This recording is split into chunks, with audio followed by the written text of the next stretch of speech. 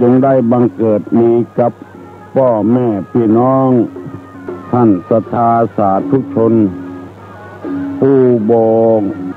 ผู้เจริญในศีลในธรรมทุกท่านและขอกราบอาราธนาเอาคุณพระศรีรัตนตรัยคือคุณของพระพุทธเจ้าคุณของพระธรรมคุณของพระสงฆ์คุณพ่อคุณแม่บุญกินบุญตาลที่ตั้นสาธุชนทั้งหลาย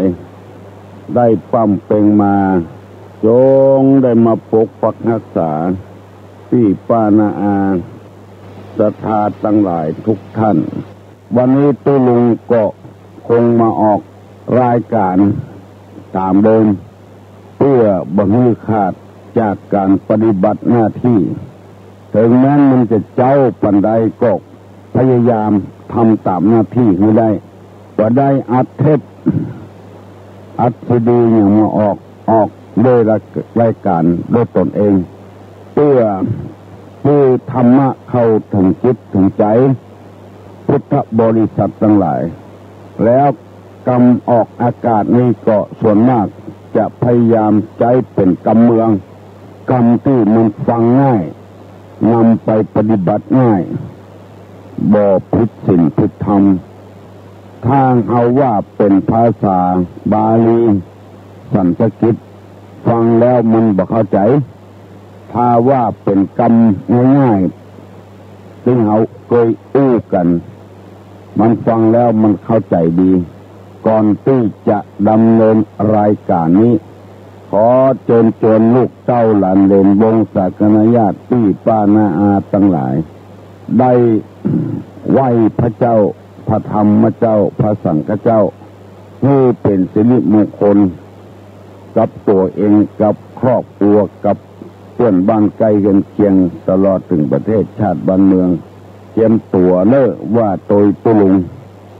อะระหังสัมมาสัมพุทโธภควาพุทธังภควันตังอภิวาเทมิสวากขาโตภควตาธัมโมธัมมังนัมมัสสามิสุปฏิปันโนภควโตสาวกสังโฆสังฆังนัมมามิอันธรรมยังพุทธัสสะภควโตบุพพาภคณะมะกะลังกะโลมาเสนะโมตัสสะภะคะวะโตอะระหะโตสัมมาสัมพุทธัสสะนะโมตัสสะภะคะวะโตอะระหะโตสัมมาสัมพุทธัสสะนะโมตัสสะภะคะวะโตอะระหะโตสัมมาสัมพุทธัสสะพุทธังสรณังกัจฉามิธัมมังสรณังกัจฉามิสังฆังสรณังกัจฉามิตุติยัมปิพุทธังสรณังกัจฉามิตุติยัมปิธัมมังสรณังกัจฉามิตุติยัมปิสังฆังสรณังกัจฉามิตติยัมปิพุทธังสรณังกัจฉามิตติยัมปิธัมมังสรณังกัจฉามิตติยัมปิสังฆังสรณังกัจฉามิอิติปิโสภะคะวะอะระหังสัมมาสัมพุทโธวิชชาจารณะสัมปันโนสุขโตโลกาวิทูอนุตตะโลภูริสาธรรมสารถิสัทธาเทวมนุษย์สานังพุทโธภควาติสวากขาโตภควตาธัมโมสันติติโก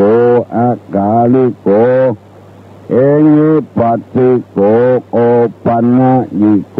ปัจจัตตังเดติตะโปวิญโยหิติ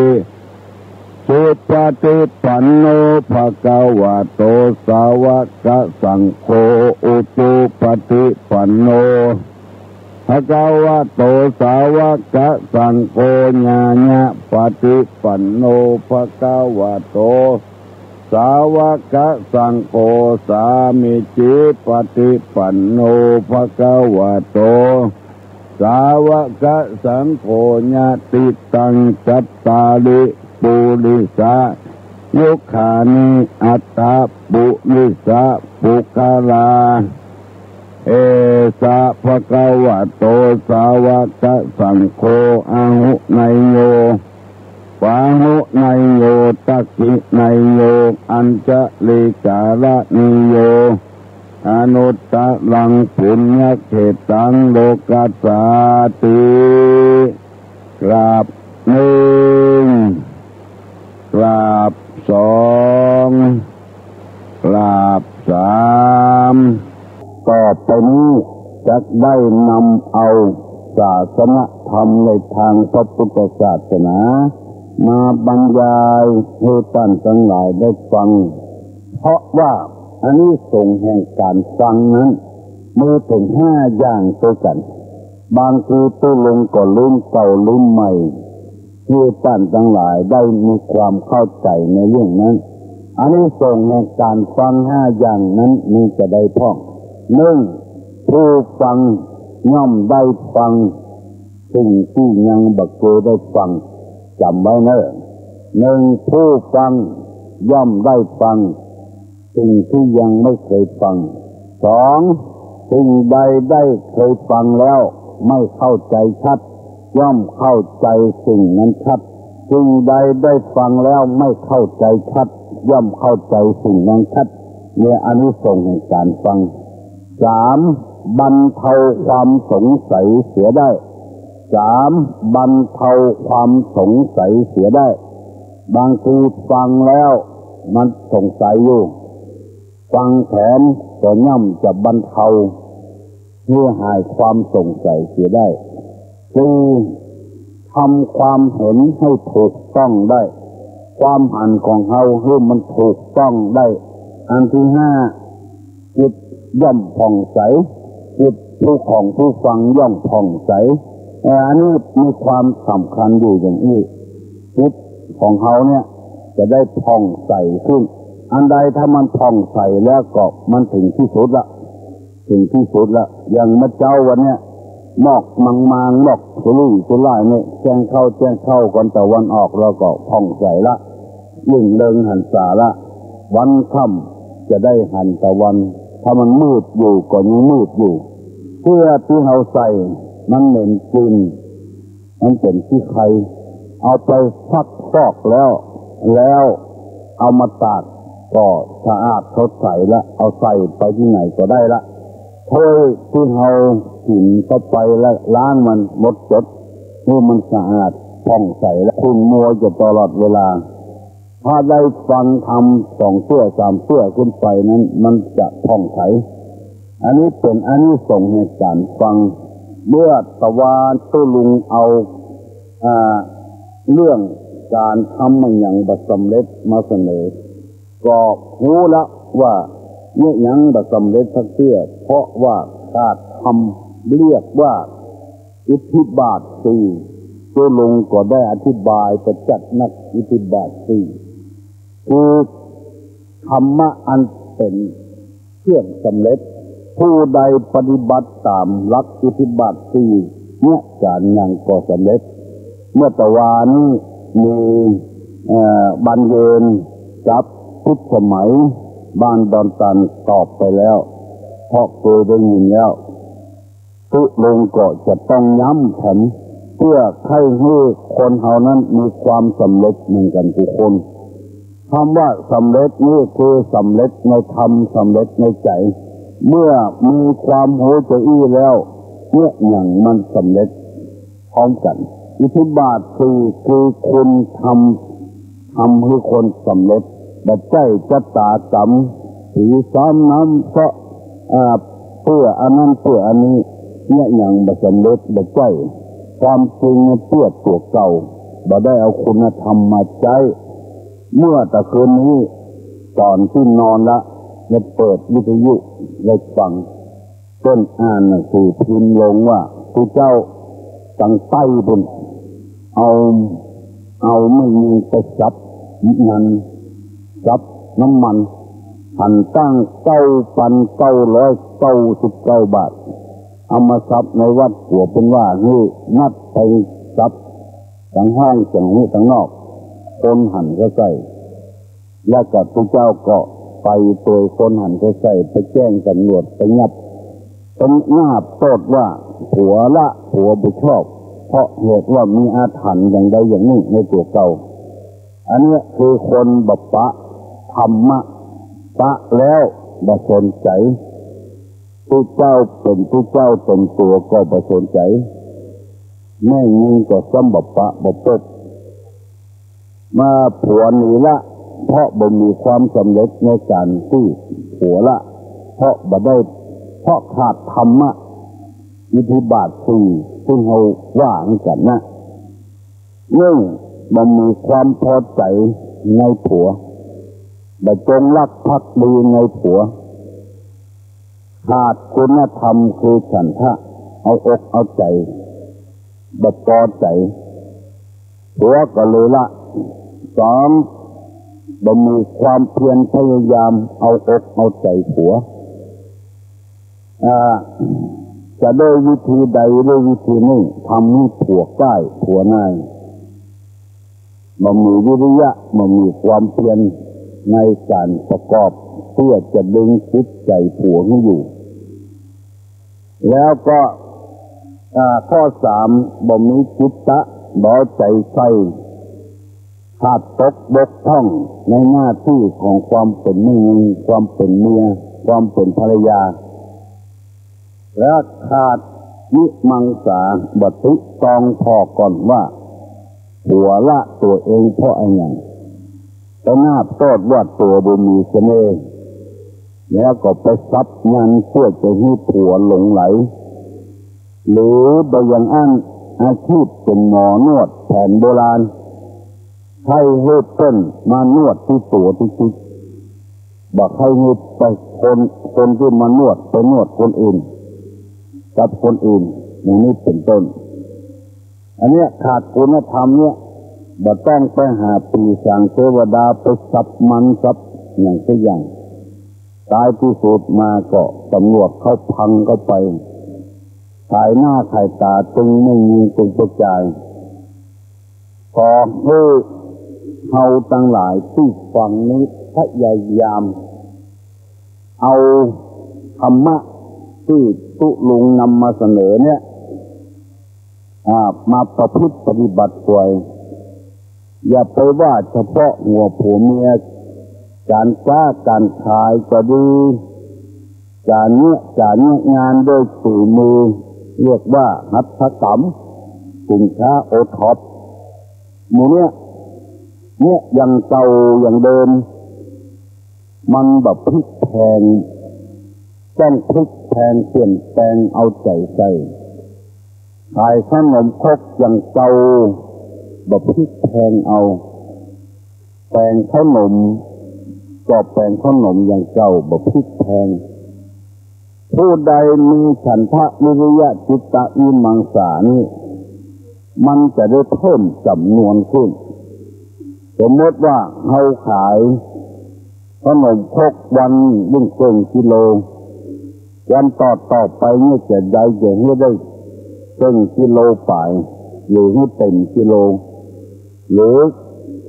ยิ่งขึ้นไปจากกิโลเป็น2 กิโล3 กิโลเพิ่มขึ้นเพิ่มมาตัดผมในร้าน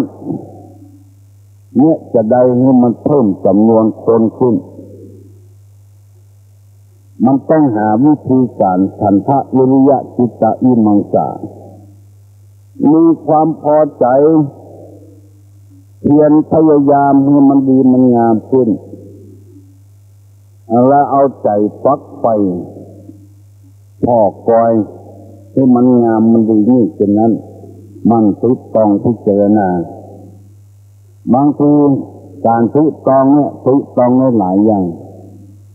บางทีที่อื่นเป็น7 เขาอาจจะ75ก็ได้ต้น75เขาลดเหลือ45ก็ได้ลูกค้ามันจะได้ไหลเข้ามาหาเรานอกจากกินพออยู่ก็ดีแล้วจะไปเพิ่มราคาขึ้นกันนี้เป็นต้นบ่สามารถที่จะนำมาบรรยายนี้ทั้งหมดได้ก็เนี่ยด้วยความสนใจจะเป็นพ่อค้าพาณิชย์เป็นคนทำให้ทำสวนเป็นผู้เจ้าเป็นทนายความก็ดีอันใดอันหนึ่งก็ดีอันใดพอจะฟรีไปได้ก็ฟรีไปพ้องแต่ใจเอาเนี่ยกำเดียวอันนี้จะทำให้กิจกรรมมันเจริญรุ่งเรืองขึ้นอันนี้เป็นกรรมในธรรมะในนวโกวาทที่ตุลุงนำมาเสนอให้พี่น้องทั้งหลายได้ฟังได้ลืมเก่าลืมใหม่ได้ฟังสิ่งที่ยังไม่เคยฟังไม่เข้าใจชัดย่อมเข้าใจสิ่งนั้นชัดบรรเทาความสงสัยทำความเห็นให้ถูกต้องได้จิตของผู้ฟังย่อมผ่องใสดังนี้เป็นต้นได้ยินมาจากคนฟังได้ยินมาจากลูกศิษย์ลูกหาได้ยินมาจากไผ่หลายคนว่าขอให้ผู้ลุงได้ดำเนินรายการนี้ต่อไปเพราะได้กำหูดีกำหูในธรรมะธรรมโมดีเพราะว่ากำหูทางโลกนี้ได้มากินแล้วก็งดไปเป็นวัน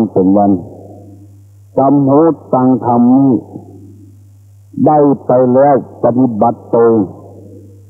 มันอยู่ที่ไหนก็ม่วนมันคุ้มเท่าเต้าสายมันแบบเจ้าเหมือนกับวิชาที่เป็นบอกว่าปลูกเห็ดให้ปลูกอย่างอันเล่ปลูกพริกให้ปลูกอย่างอันเล่แต่งข้าวต้มขนมให้แต่งอย่างอันมันไม่กินพวกครั้งพวกคราวก็ได้ถ้าฟังธรรมปฏิบัติธรรมมันแบบเจ้าว่าวันนี้วันพุธมันมีเถี่ยวจัดหน้าพุ่นถ้าได้ทำสุดไปและได้เป็นคนดีตัวแต่ก็ดีเฉพาะว่าสำหรับพ่อสำหรับแม่ในบ้านสำหรับผัวสำหรับเมียของตัวเองมันดีเป็นสังคมบ้านสังคมโลกสังคมจะได้มานิยมชมชอบอยู่ที่ไหนจะอยู่อย่างสบายวันนี้จะได้นำเอาพรหมวิหารตั้งสี่มาเสนอน้อยนี่แล้วจะได้อธิบายเป็นข้อต่อไปพรหมแต่ว่าของสูงเป็นทัพพญาพรหมบุญพรหมวิหารแต่ว่าที่อยู่ของคนผู้อยู่ที่สูงเป็นพ่อเป็นแม่ก็เป็นพรหมได้เป็นครูบาอาจารย์ก็เป็นพรหมได้เป็นผู้เจ้าอยู่ในวัดในวาก็เป็นพรหมได้พรหมนี้ใครให้เป็นพญาพรหมเป็นได้ขอให้มีคุณธรรมดยุทธยนข้อหนึ่งเป็นว่าเมตตา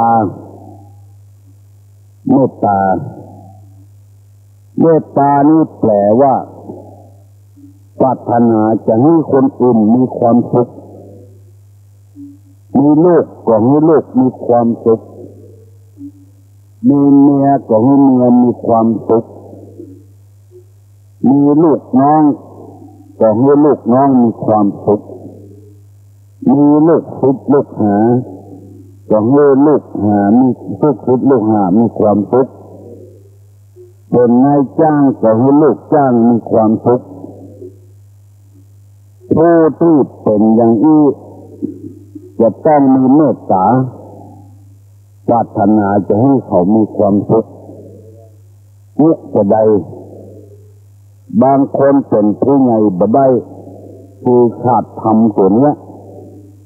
จะเอาก็ดีใส่ตัวอย่างเดียวก็เอาดีใส่ตัวอย่างเดียวแม่ก็เอาดีใส่ตัวอย่างเดียวปล่อยละลูกไว้มันเลยเป็นพรหมบ่ได้ละไว้ปกอุ้มเลี้ยงตัวเอาตั้งหน้าเป็นไปบางทีก็ละกันละลูกไว้ก็อุ้ยเลี้ยงสองคนกับปากันได้ผัวใหม่เมียใหม่ไปคนที่คนต่างอันเนี้ยแทนที่จะได้เป็นพรหมแล้วเป็นบ่ได้มันมีจิตใจบัดต่างจากสิงสารสัตว์เมื่อไงมาแล้วก็ตัวไผ่ตัวมันแต่พรหมของลูกนั้นจะต้องดูแลจนตลอดเวลาปรารถนาจะให้เขามีความสุขอยู่ตลอดเวลาธรรมะนี่ยิ่งฟังยิ่งมีความสุขเขาเล็กเขาเด็กไปติดตุลงนำมาเสนอไปอีกก่อนปรารถนาจะให้มีความสุขเอาง่ายๆเนี่ยตุลงมานั่งเล่าธรรมะให้ฟังเนี่ยปรารถนาจะให้คนฟังได้เอาทำไปปฏิบัติและตุลงก็ปรารถนาอยากให้คนฟังเนี่ยได้ฟังที่มีความสุขอย่าไปเบนเบียงความคิดของกันเพราะว่าบางคนนี่เบนเบียงความคิดของตุลุงว่าตุลุงมาด่าออกวิทยุอย่างนี้เป็นต้นทั้งที่ตุลุงปรารถนาอยากจะเป็นพรหมเอาไปมาดึงพรหมลงไปแบบก็เป็นมาเฮาในวิทยุเหี้ยเป็นอย่างดึงเอาลงมาเป็นมาเหี้ยไปด่าในวิทยุเนี่ยอันเนี้ยเป็นความคิดที่บ่ถูกต้องมีความปรารถนาที่ดีจะได้ตัวเองเนี่ยปรับปรุงแก้ไขกำปากกำอู้ของตัวเองให้อยู่กับสังคมได้โดยคิดไปทางที่ดีนี้เป็นต้นวันนี้จะเอากรรมบักเก่ามาเล่าให้พี่น้องทั้งหลายฟังกันจะว่าเล่าไปแล้วบ่ฮู้จะว่ายังบ่ได้เล่าตัวบ่ฮู้โดยกรรมที่ว่าระฆังใบใดตีแล้วไม่ดังเป็นระฆังจันไรระฆังใบใดไม่ตีแล้วดังขึ้นเองก็เป็นระฆังจันไรฟังทีๆแต่น้อยเน้อเด้งเนี่ยถ้าตีแล้วบดังเป็นเด้งที่บดีก็แตกจะยังดังอยู่ตามแตกมันน่ะอันนี้บัดดังเลยนี่ตีแล้วบัดดังเลยนี่ไผท่องจะเอาจะต้องการและบางใบบางแกนนั้นบัดตีมือบ่ได้ดังขึ้นมาคนเดียวมันอันนี้ก็เป็นระฆังจันไร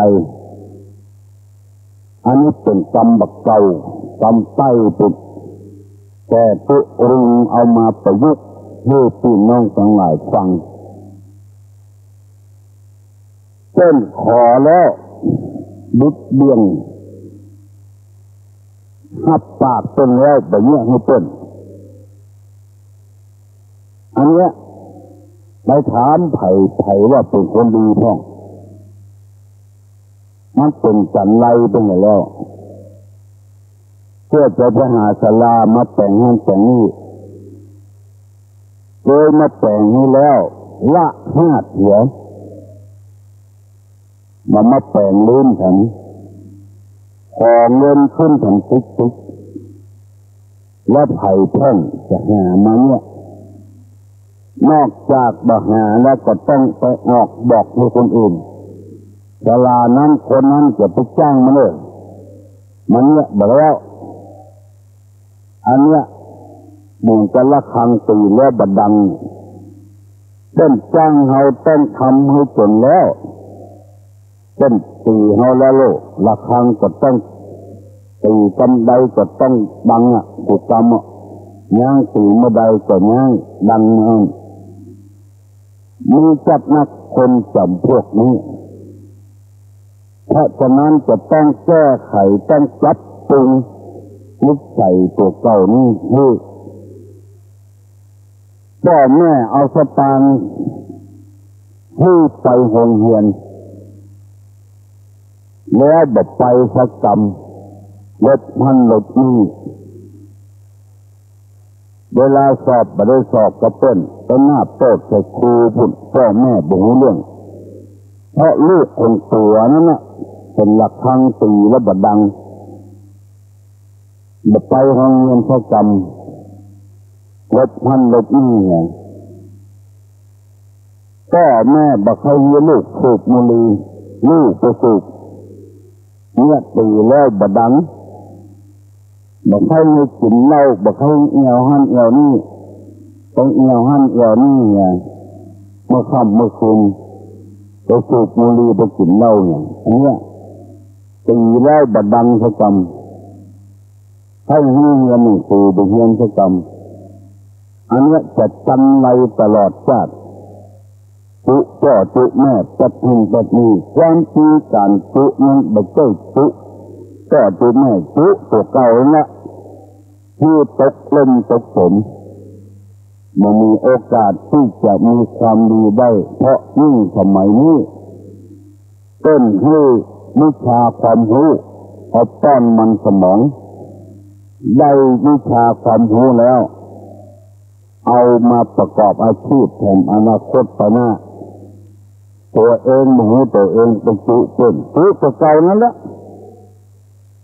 เพราะว่าตุลงมีลูกศิษย์ลูกหานักที่ต้นเฮียนได้ต้องกระจบไปได้ทำงานเป็นหัวหน้าคนไปก็มีบางทีตามาวัดเป็นหมู่แต่ก่อนเขาเคยใจเคยสอยมันมาเรียกของห้องหัวหน้าคัดอันนี้คือดีใจตีแล้วดังมึงเมื่อลุนมาก็เป็นหัวหน้าคนบางคนนี่ยี่สตางค์ไปแล้วไปลงรถต่างเนี่ยได้สำเร็จแล้วผู้เจ้าได้ผู้ลุงได้เอาไปมาตัวเก่านั่นเองตัวเก่าไม่มีความรู้อนาคตบัดสดใสแล้วพอมืดพี่น้องเขาทุกคนต้องจำไว้เถอะหลักตั้งตีแล้วก็ต้องดังถ้าบัดดังแล้วก็ไผ่ก็บัดตีแล้วใจบัดได้แล้วเนี่ยเป็นห้องวัดจันไรคือคนมันมีแต่ครบแล้วจนสาระกินีแล้วเนี่ยนำมาเสนอต้นสั่งประกาศสัก5 กิโลเนี่ยเอาไปยืดเป็น5 กิโลอันนี้ตีแล้วดังสร้างสินค้าอันใดทางหาได้ก็หาให้ต้นขอตัดผมเนี่ยตัดให้ต้นเนี่ยต้นเหมารถไปส่งนั่นส่งนี่ไปส่งให้ต้นเนี่ยอันเนี้ยคนสำเร็จมันเกิดขึ้นอย่างเนี้ยบางรายนี่ก็ไปทำบาหายบดีกับคนโดยสารเนี่ย ต่อไปไผ่จะบ่เมาซ้ำละกระทบกระเทือนไปถึงเพื่อนอาชีพเดียวกันกันต่างหากตีแล้วบดังบ่ไปส่งให้เพื่อนถึงจดหมายปลายทางเพราะว่าทางวันเคยเหมารถหลายตัวแล้วเหมาตาเนื้อโหมาเรียนมาขอเพิ่มทันเถอะน้ำก้าแบบแปรก็น้ำมันอย่างนั้นอย่างนี้อันนี้กินอยู่กันเดียวทับปากไปแล้วเท่าใดก็ต้องอันวันหน้าก็กินต่อไปแถมใช้กินกันเดียวไม่ได้แล้วอยู่บดายเพิ่นบัติดังขึ้นมางั่งขึ้นมาอันนั้นก็เหมือนกันเพิ่นบะขอบะง้อเพิ่นบะต้องการแล้วไปลู่ทำให้เพิ่นอู้ไปก็ม่วนไปธรรมะนี่ขอให้ฟังกันด้วยมันเป็นได้ความเคยมีดนตรีคณะหนึ่งมาเล่นที่งานวัดเล่นจัดเดียเอาหมอนั้นหมอนี้มาเนอะเพื่อจะสนองความต้องการของคนพ่อบอกเอามาสักสามเนี่ยเอาหมอนั้นเขาแทนหมอนี้เขาแทนเห็นต่อไปจึงแบบถามหาแล้วเหมือนกับมันนะมาถามหาเป็นซ้ำพอสองตีแล้วบัดดังอู้แล้วมันติดติ้นกันไปอย่างเอาแล้วบอกแม่พี่น้องทั้งหลาย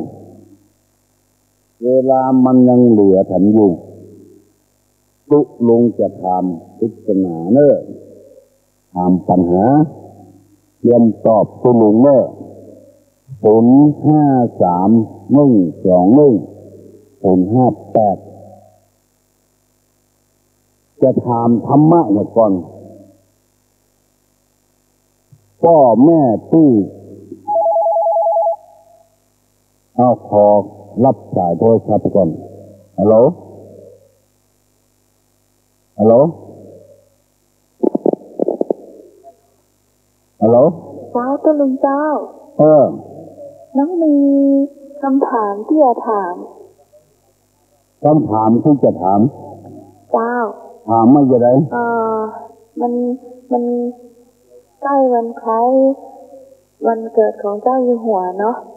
ต้องอยากถามแล้วก็ให้คนอื่นตอบบ่จำเป็นว่าเป็นประชาชนธรรมดาทุกศิษย์ทุกลุงที่อยู่วัดจะตอบได้เจ้าคือมันเป็นความรู้ของเด็กๆเพราะว่ามันใกล้วันที่5 ธันวาแล้วเนาะศิษย์ของตุลุงหรือว่าลูกศิษย์ของพระอาจารย์พระมหาสวัยจะตอบได้เพราะว่าก็จะถ่ายทอดรายการนี้ไปที่ปุ้นด้วยตอนนั้นน้องตื่นมาน้องได้ยินต้นประกาศว่า6 โมงได้อย่าลืมฟังรายการธรรมะเพื่อประชาชนเป็นเกาะติดของวัดโสภณารามก็ยังบัดได้ยินทางของตาหินนี้ต่อมาไม่แต่คนเดียวเลยนะก็อยากให้คนต่อมาตัวอยากถามว่าวัดประจำรัชกาลที่9เนี่ยคือวัดอย่างมันยากไปกว่าเจ้าตัวลงวัดประจำรัชกาลที่9คือวัดอย่างผู้วัดผู้ก่อนก็ตอบได้เนอะถ้าเปิ้ลมีความรู้อย่างนี้แบบนี้แล้วก็อีกคำถามหนึ่งก็รัชกาลที่9เนี่ยจำประสูติเมื่อวันที่5 ธันวาคม 2470อยากทราบว่าเปิ้ลเกิดที่ประเทศอะไรอย่างคำถามเนาะที่ลุงจำได้นะเจ้าจำได้ละเจ้าเจ้าสวัสดีเจ้าวันนี้นะเจ้าตัวลุงจะถามว่าพรหมวิหารแปลว่าอะไรใครตอบได้ลองตอบตัวลุงมาลองพรหมวิหารแปลว่าอะไรใครตอบได้ลองตอบตัวลุงมาลองอันนี้เก่งมากครับ ดอนแก้วครับดอนแก้วครับคำของผู้ใหญ่ครับผมมาวิหารครับแต่ว่าคำของผู้ใหญ่คำของผู้ใหญ่ครับเก่งมากคำของผู้ใหญ่เนาะครับถูกต้องละดอนแก้วตอบมาน้องทุกสมัยบ้านดอนตันให้ถามลูกศิษย์ลูกหาว่าวัดประจำรอเก้านี่คือวัดอะไรอย่างฮัลโหลสวัสดีครับครับขอตอบคำถามที่สองของที่สมัยครับน้องอามเหรอครับครับพระเจ้าอยู่หัวเกิดที่ประเทศสหรัฐอเมริกาก่อนครับทางเดียวให้พูดผู้สมัยตอบเนาะครับแล้ววัดประจำรอเก้านี่เรามาหูครับมาหูครับเป็นอย่างน้อน้องเนาะครับยังไงเนี่ยน้องจะโทรไปตอบครับถ้าน้องหูน้องจะโทรไปตอบครับน้องจะโทรก่อนยังไงครับครับกันเดียวจะถามผู้สมัยเนาะครับให้คนตอบเนาะครับตัวลงก็เราจะรู้ปัญหาพอดีนะครับยินดีนะครับครับยินดีนะครับใครตอบได้วัดประจำของรอกเก้านี่วัดอะไรเหรอรุดไปเห็นแล้วก็โทรมาใหม่เนาะวัดประจำของรอเก้านี่คือวัดอะไรแล้วรอเก้านี่เกิดประสูติที่ประเทศอะไรเหรอ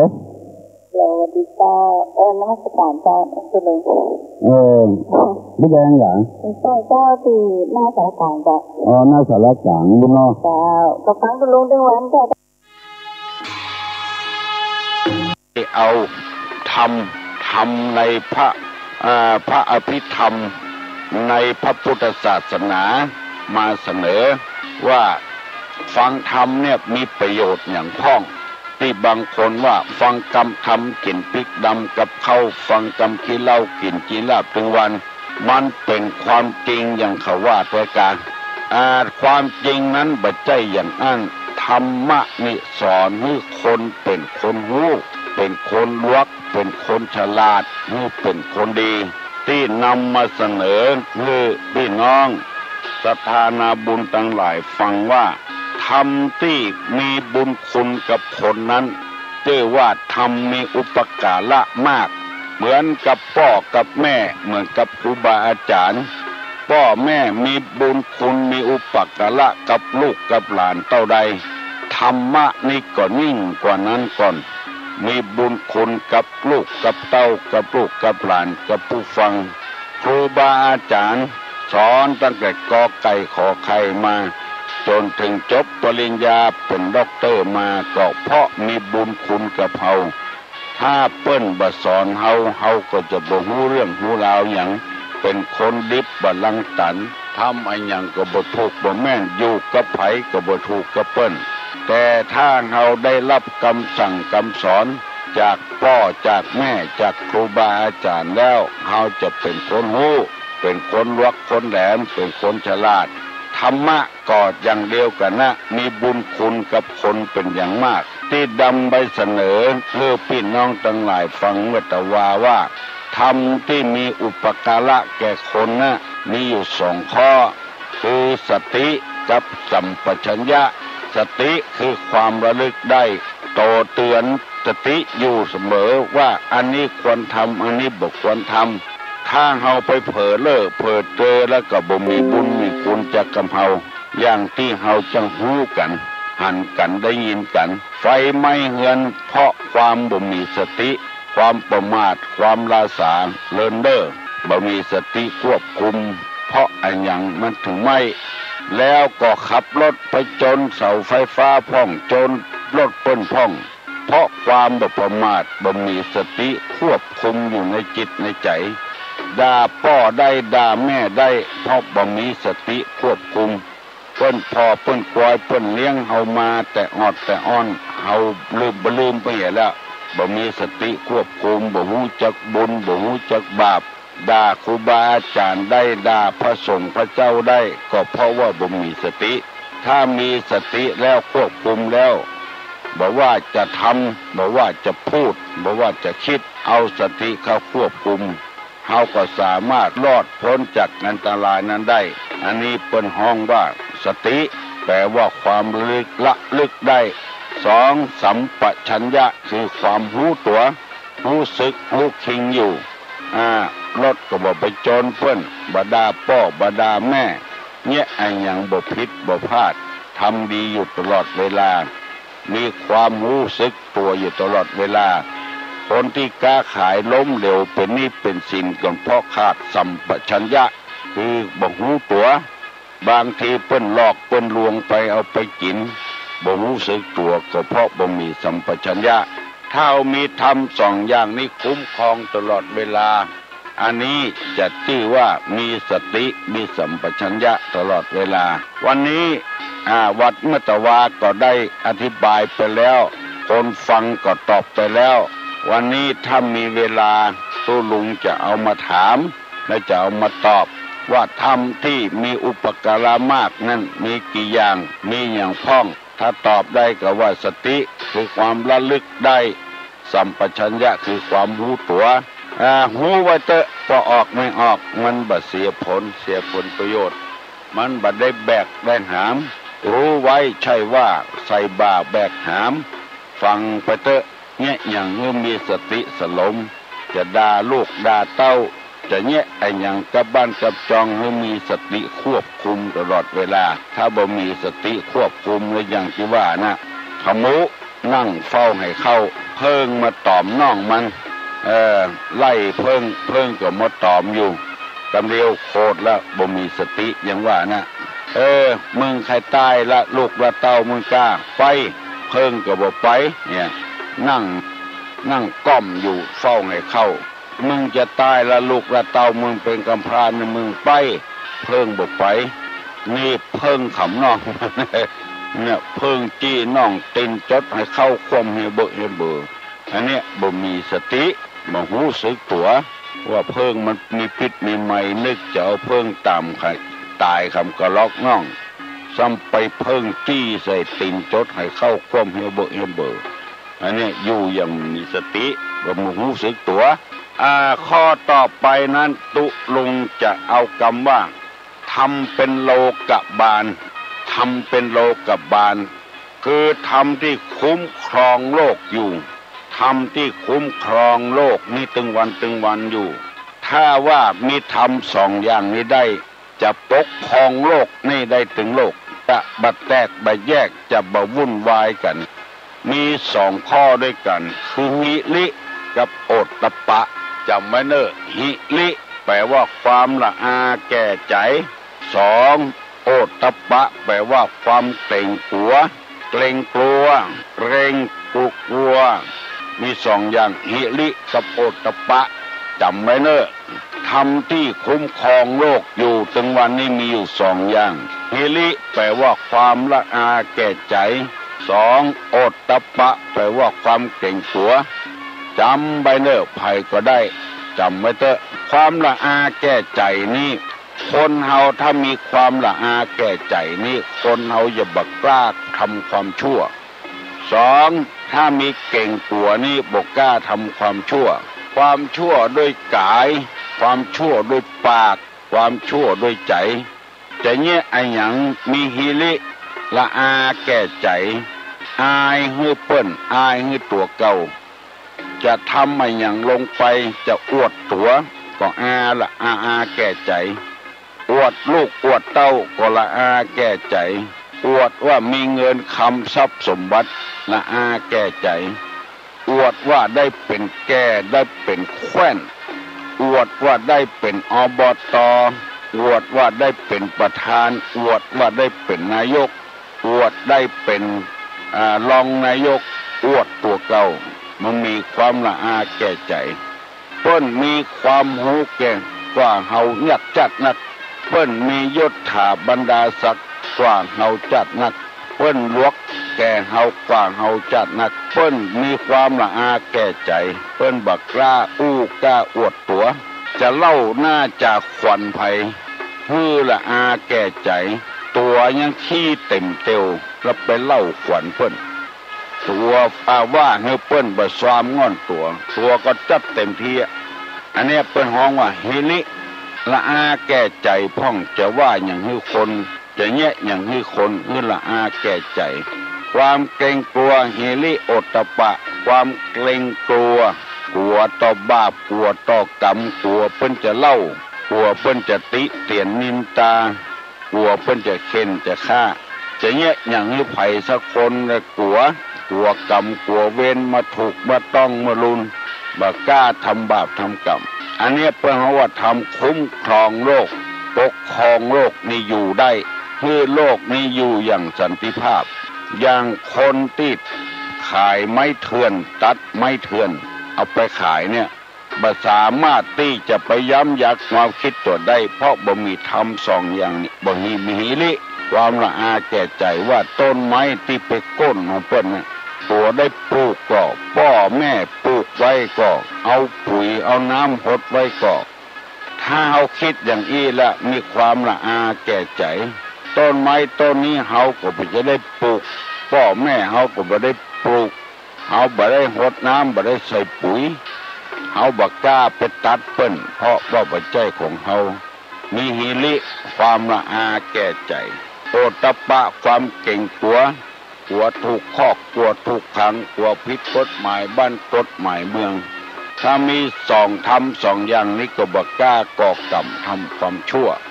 คนที่บ่มีความละอาแก่ใจเนี่ยก่อกรรมทำความชั่วได้เล่าขวัญเปิ้นได้ติเตียนนินตาเปิ้นได้ว่าเฮือเปิ้นได้เนี่ยเฮือเปิ้นได้กึดบดีบดักใส่เปิ้นได้เพราะบ่มีความละอาแก่ใจการที่เฮาเป็นลักของเปิ้นเฮาบ่มีความละอาแก่ใจทรัพย์สมบัติเปิ้นหามาด้วยกำลังบากกำลังแหงกำลังความคิดของเปิ้นไว้ลักของเปิ้นมาขายอย่างนี้เป็นต้นไปยืมเงินทองเปิ้นแล้วบ่ใจบ่ใช้เปิ้นบ่มีความละอาแก่ใจทรัพย์ของเปิ้นก็ห่วงก็แหนของเฮาก็ห่วงก็แหนเมื่อยืมของเปิ้นแล้วก็ใจให้เปิ้นเหียบ่มีความละอาแก่ใจบ่มีความกลัวว่าภัยจะเล่าหน้าจากขวัญสารพัดอย่างกล้าในทางที่บดีกำเดียวตุลุงจะถามว่าโลกของเฮาเนี่ยมีอะไรอย่างเป็นเครื่องคุ้มครองเพื่อตอบว่าทำสองอย่างเป็นเครื่องคุ้มครองทำเป็นโลกบาลทำคุ้มครองโลกสองอย่าง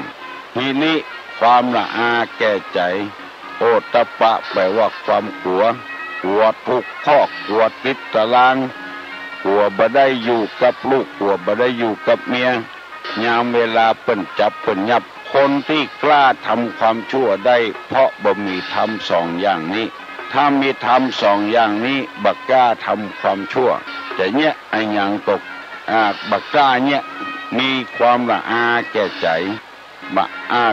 กลัวขายหน้าขายตาคนอื่นกลัวขายหน้าขายตาลูกเต้ากลัวขายหน้าขายตาตัวเองคนที่ตกยากลำบากลำบนก็คือคนอย่างเงี้ยมันมีความกลัวมันมีความอาย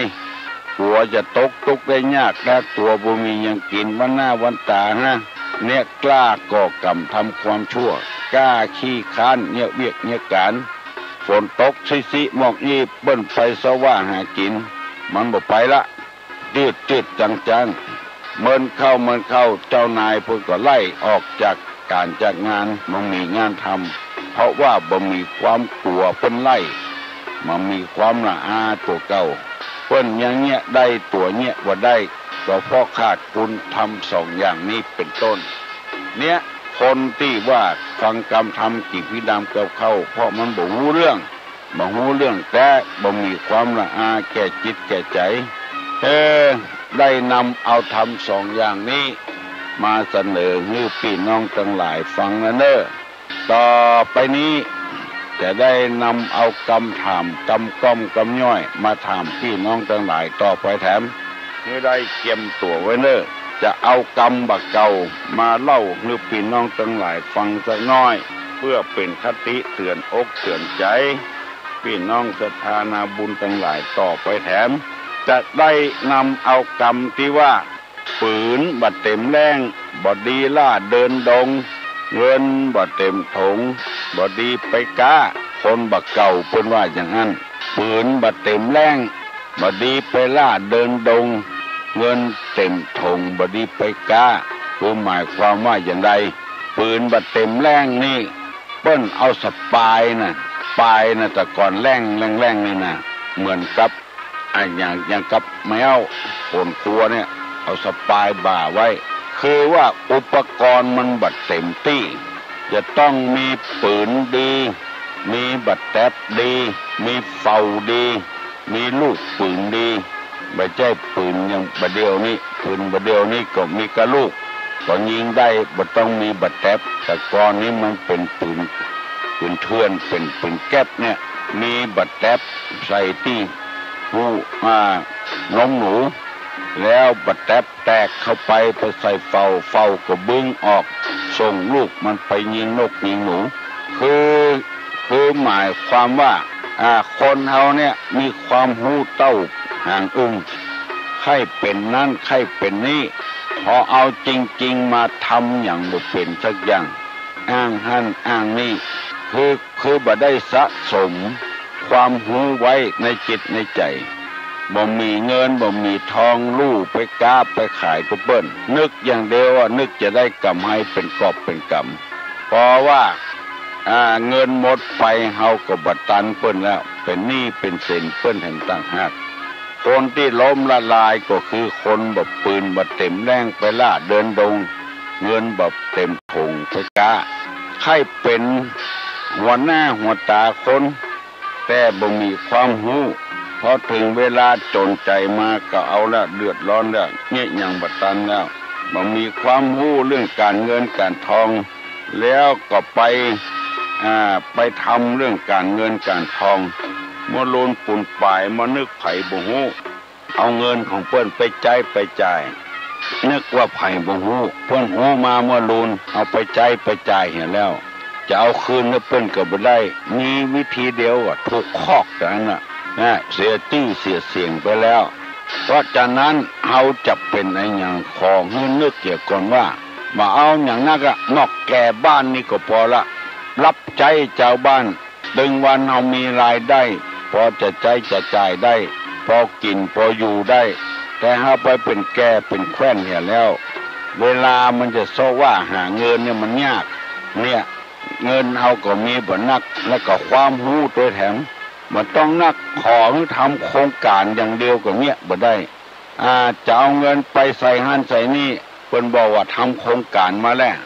จะเหมาะสมก็เหมาะสมกรรมการจะพิจารณาทำบ่ได้สักอย่างปืนบ่เต็มแรงแล้วใครล่าเดินดงไปเปิ้นเงินบ่เต็มถงไปก้าตื่นเอาบ่พอเอาไปก้าไปขายเอาเข้ากับพุดตื่นไปเหี่ยความหูบ่เพียงบ่พอเปิ้นเลี้ยงหมูเตื้อตัว2ตัวจาก2ตัวไป3ตัว4ตัว5ตัวขึ้นไปอยู่เรื่อยๆจนกว่าจะหูนิสัยของหมูว่ามันกินข้าวบ่กินข้าวอย่างใดตัวอย่างใดนิสัยเป็นอย่างใดบ่ฮู้ไปแอกขะแตกมาคนมากเลี้ยงกำ100ตัวกำ40-50ตัวเฮาบ่มีความรู้เรื่องหมูมันก็พุดตื่นกับพุดตื่นแต่อันน่ะมีอย่างแล้วอันนี้ก็เป็นคำสอนของคนโบราณเปิ้นสอนไว้เพราะฉะนั้นเอาจะเงี้ยไอ้หยังจะสมัครไอ้หยังจะทำไอ้หยังให้คิดตัวเก่าให้ก่อนเอามีเงินพอใจพอจ่ายนะกาเตื้อเขามาเพิ่งพระอาศัยเฮา2เฮามีความรู้ถึงขนาดจะเป็นเจ้าเป็นนายคนกาปกครองคนก็จะต้องรู้โบราณเปิ้นถึงว่าเปิ้นเนี้ยตามเนี้ยเปิ้นเนี้ยก็ตัวเนี้ยตามเกี้ย อันเดียวเนี่ยคือบ่มีความรู้ความฉลาดความรัก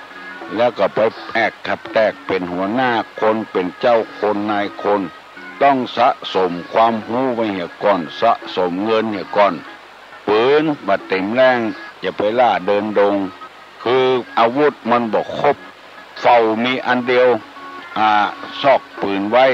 แปลงปืนไว้มีอันเดียวเข้าป่าไปกันไปโดนใส่ไปยิงใส่สิ่งสารสัตว์ใหญ่ๆกว่าที่เฮาสัตว์มาจะมากินเฮาเนี่ยเฮาก็ปะแป้งมันละลูกที่สองที่สามเฮาบ่มีละมีลูกเดียวแต่อันน่ะก็เดียวมันก็ฆ่าเฮาตายละเงินบัดเต็มถงไปกล้าไปขายมันจะปุดตื่นว่าหูเรื่องหูราวมันธรรมะที่ตุลุงนำเสนอนี่ก็ขอให้พี่น้องเก็บใส่อกใส่ใจไว้คือมันเต็มที่ก่อนก้อยอู้สินอู้ธรรมตัวเปิ้นเอาแล้วเนาะตุลุงนำเสนอสองอย่างนี้หวังว่าพี่น้องทั้งหลายคงเข้าอกเข้าใจขอปั่นปอนให้ได้มีโชคมีลาภอายุมั่นขวัญยืนเจ็บเป็นเย็นอุ่นก็ให้ปันหอมปันหายอยู่กับสบายอกสบายใจสัพปีติโยวิวัจจันตุสัพพะโลโกวินัสสตุมาเตภวะตวนตะลาโยสุขีติขายุโกภวะหะพิวาทนะสีริสนิจัง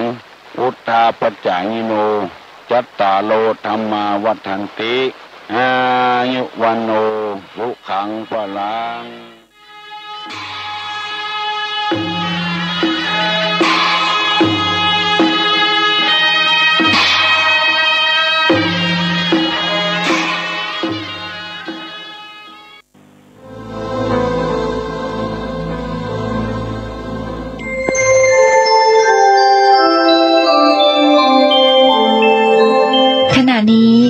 ท่านกำลังฟังสถานีวิทยุกระจายเสียงพระพุทธศาสนา FM 104.5 เมกะเฮิรตซ์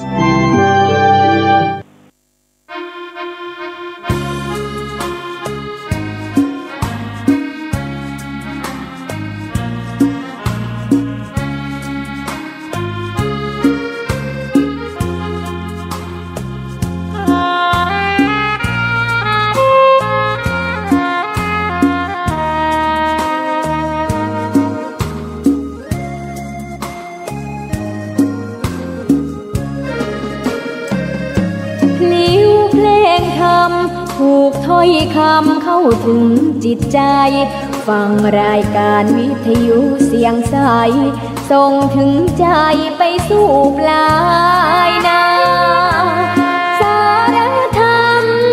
น้อมนำเอาพระศาสดาบอกผู้คนทั่วลาหันมาเข้าวัดฟังธรรมคลื่นเสียงนี้